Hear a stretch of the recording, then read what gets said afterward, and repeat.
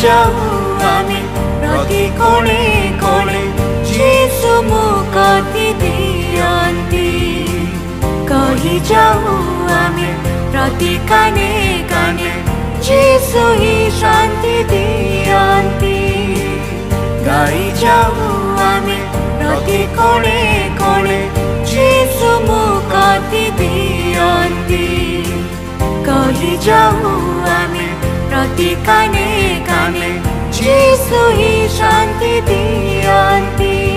प्रिय श्रोता बंधु प्रभु यीशु ख्रीष्ट अति श्रेष्ठ नाम रे आपनको शुभेच्छा। पवित्र बाइबल रो माथि लिखित सुसमाचार 13 अध्याय 5 और 6 पदरे आमाने एहीपरि पाठ करू। आउ केतेक अल्प माटी थिबा पथुरिया भूमि रे पड़िला एवं बेसी माटी नथिबारु शीघ्र गजा हैला, किंतु सूर्य उठान्ते जली पड़ीगला और चेर नथिबारु सुखीगला। दिने प्रभु यीशु ख्रीष्ट बहु संख्यक लोकों को शिक्षा देवा समय बीज और बुणालीर दृष्टांत सेमानकु कहिले। जो बुणाली स्वयं प्रभु यीशु ख्रीष्ट अटंती और बीज सुसमाचार वाक्य बा ईश्वरंकर वाक्य को बुझाए। भूई मनुष्यर हृदय को दर्शाए जोठी बुणाली बीज बुणिले। ए दृष्टांत रे भूईर चरित्र को आमे देखिपारू। आमर पठित पदरे द्वितीय प्रकार भूई देखिपारू जहाँ पथुरिया भूई। पथुरिया भूई सेमान को दर्शाए जो माने वाक्य शुणांती, मात्र किछि क्षण परे सही वाक्य सेमान ठारे आउ प्रभाव पकाए नाही, कारण सेमान जीवन रे ताहा चेर धरे नाही।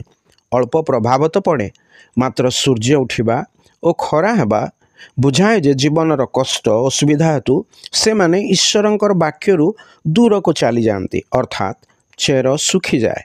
ईश्वरंकर वाक्यरू दूरेई जिबार अर्थ होछि ईश्वरंक ठारू दूरेई जिबा, जहार दंड नरक अटे।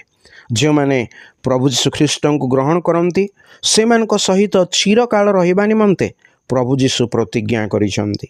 आउ से सेमानक जीवनर आगामी क्लेश संकट रे सेमानक सहित रही सेमानक उद्धारर पथ प्रस्तुत करती। आपण मध्य निजको परीक्षा करंतु जे आपण पथुरिया भूमि सदृश नुहंती तो।